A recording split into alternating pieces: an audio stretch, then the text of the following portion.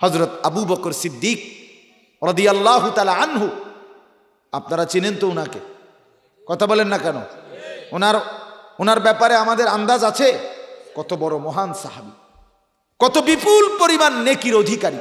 আহা, আল্লাহর নবী সাল্লাল্লাহু আলাইহি সাল্লাম একদিন আসরের নামাজের পরে নবীজি বললেন সাহাবীদের দিকে ফিরে, তোমাদের মধ্যে আজকে নফল রোজা রেখেছো কে? হযরত আবু বকর সিদ্দিক বললেন, আনা, আমি। নবীজি বললেন, তোমাদের মধ্যে আজকে কোনো রোগীর সেবা, রোগীকে দেখতে গেছো কে? হযরত আবু বকর সিদ্দিক বললেন, আমি। নবীজি বললেন, আজকে কোনো জানাজা পড়ছো কারো, এমন আছো কে? হযরত আবু বকর সিদ্দিক বললেন, আমি। নবীজি বললেন, আজকে কিছু আল্লাহর রাস্তায় সাদকা করছো, দান করছো, এমন আছো কে? আবু বকর সিদ্দিক বললেন, আমি।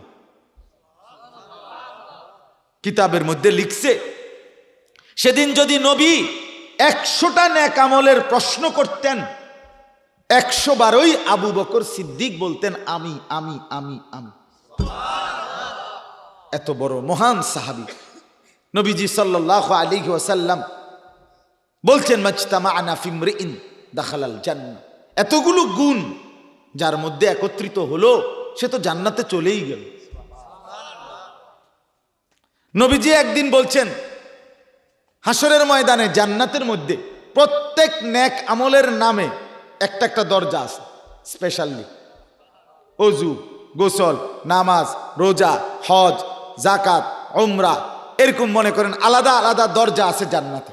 নবীজি বলছে, তো দুনিয়াতে নেক আমল তো সবগুলো করছে, কিন্তু যেই আমলটা নেক আমলের মধ্যেও কেউ একটু বেশি করছে, যে সবচেয়ে বেশি, ওই দরজাটা দিয়ে তাকে কিয়ামতের দিন ডাকবে যে জান্নাতি বান্দা, আপনি এদিক দিয়ে ঢোকেন। মনে করেন একজন মানুষ এমনি সব আমল করছে, কিন্তু এবার তাহাজ্জুদ বেশি পড়ত, তো ওই তাহাজ্জুদের দরজা দিয়ে তাকে ডাকা হবে। একজন মানুষ এমনি নামাজ রোজা করছে আল্লাহ বিল্লাহ, কিন্তু দান সদকা করতো খুব, তো তারে ওই দরজাটা দিয়ে বিশেষভাবে কি করা হবে? ডাকা হবে। কথা বুঝছেননি আমার? নবীজি এই কথাটা শেষ করছেন, আর হযরত আবু বকর সিদ্দিক রাদিয়াল্লাহু তাআলা আনহু দাঁড়াইছেন। দাঁড়াইয়া বললেন, ইয়া রাসূলুল্লাহ, আমার একটা প্রশ্ন ছিল। ইয়া রাসূলুল্লাহ, জান্নাত তো যে কোনো একটা দরজা দিয়ে গেলেই হইল, এতে কোনো অসুবিধা নাই, আমার এমনি একটা মনের কৌতূহল যে আমার একটা প্রশ্ন, এমনি মন চাচ্ছে জানতে, যে এমন কেউ হবেনি আপনার উম্মতের যাকে সবগুলো নেক আমল বেশি পরিমাণ করার কারণে সব দরজা দিয়ে একসাথে ডাকাডাকি করবে, এমন হইব নি কেউ? আল্লাহ নবী সাল্লাল্লাহু আলাইহি ওয়াসাল্লাম বললেন, নাম ও আরজু আন তাকুনা মিনহুম।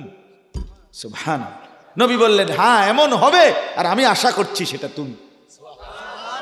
সেটা কে? আবু বকর। আবু বকর, আমি আশা করছি সেটা তুমি।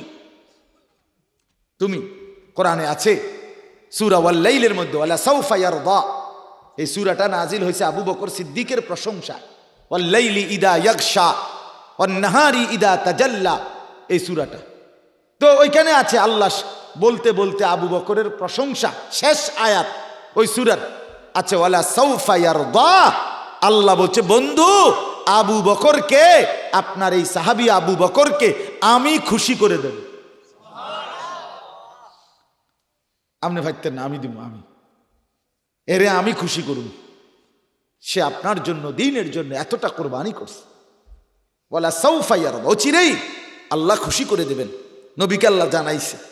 সেই আবু বকর সিদ্দিক, আমি যেটা উদ্দেশ্যে বলছি, যার এত বিপুল পরিমাণ আমল, সেই আবু বকর সিদ্দিক মৃত্যুর পূর্বে বার কসম, উনি বার গাছের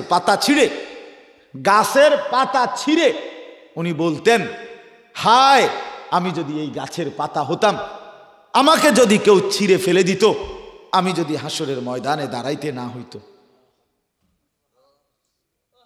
এই মানুষটা বলতেছে, যার এত বিপুল পরিমাণ নেকি, তিনি হাসরের ময়দানকে, আল্লাহর সামনে দাঁড়ানোকে এতটা ভয় কাঁপছে। উনি বলতেন এটা, হায় আমাকে যদি ছিঁড়ে ফেলে দিত, আমি যদি গাছের একটা পাতা হতাম, আমাকে যদি কেটে ফেলতো, অথবা কোনো ছাগল, বকরি, ভেড়া, দুম্বা আমাকে যদি খেয়ে ফেলতো, এই তাইলে আমাদের হালাত কি বাপ, আমাদের অনুভূতি কি? যারা মোটেই আল্লাহর বন্দিগি করে না তারা তো বাদে দেন, আমরা যারা মনে করি নিজেরা যে আমরা কিছু নেক আমল করি, আমগো কই নেক আমল করি, কই নেক আমল?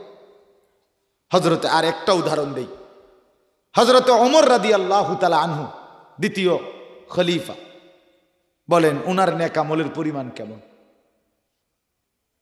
উনার নেক আমলের পরিমাণ কেমন?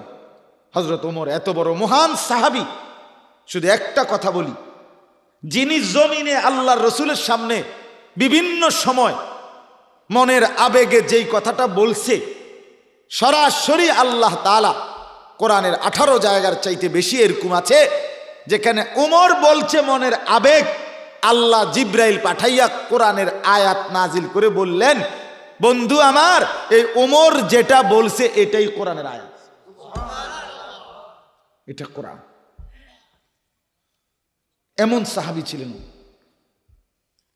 এত বড় মহব্বতের আল্লাহ তাআলার প্রিয় বান্দা, রাসূলের সাহাবী ওমর, যিনি জমিনে কথা বললে আসমানে নড়ে উঠত, নড়ে উঠত। হযরত ওমর যেদিন কালেমা পড়ছে, মুসলমান হইছে, সেদিন জিবরাইল আইসা বলছে, লাকাদ ইস্তাবশারা আহলুস সামাই বি ইসলামে ওমর, ইয়া রাসূলুল্লাহ, এইমাত্র আপনার সাহাবী ওমর যে কালেমা পড়লো না, এই কারণে 7 আসমানে ফেরেশতারা তাকবীর ধ্বনি আর খুশিতে আনন্দে একজন আরেকজনকে জানাইতেছে, সব খুশি হয়ে গেছে আসমানবাসী ফেরেশতারা যে ওমর কি হয়ে গেছে, মুসলমান হয়ে গেছে। এত দামি সাহাবী, এত নেক আমল ওনার, এত নেক আমল, এত বন্দিগি। কিতাবের মধ্যে আমরা নিজে আরবি কিতাবে পড়ছি, কানতে কানতে ওনার 2 চোখের এখান থেকে একটা একেবারে গর্তের মতো কাটা দাগ পড়ে গেছে, আল্লাহর ভয়ে কানতে কানতে। সেই ওমর রাদিয়াল্লাহু তাআলা আনহু রাসূলুল্লাহ সাল্লাল্লাহু আলাইহি সাল্লামের ইন্তেকালের পরে মৃত্যু পর্যন্ত বারবার নবীর সাহাবী হযরত হুযায়ফা রাদিয়াল্লাহু তাআলা আনহু উনার কাছে যেতেন, আর গিয়া বলতেন, হুযায়ফা, আমি জানি মদিনার মধ্যে কারা কারা মুনাফিক, এই নামগুলো নবী তোমারে বলে গেছে। ওমর বলতেন, হুযায়ফা ভাই, বলো না আল্লাহর দোহাই দিয়া, আমার নামটা নবী মুনাফিকের মধ্যে বলছে কিনা। তিনি বলতেন, আমার নামটা নবী মুনাফিক হিসাবে বলেছে কিনা, বলো না ভাইয়া। যার এত মর্যাদা, সেই তিনি এটা বলতেন, এতটা ভয় করতেন। আচ্ছা,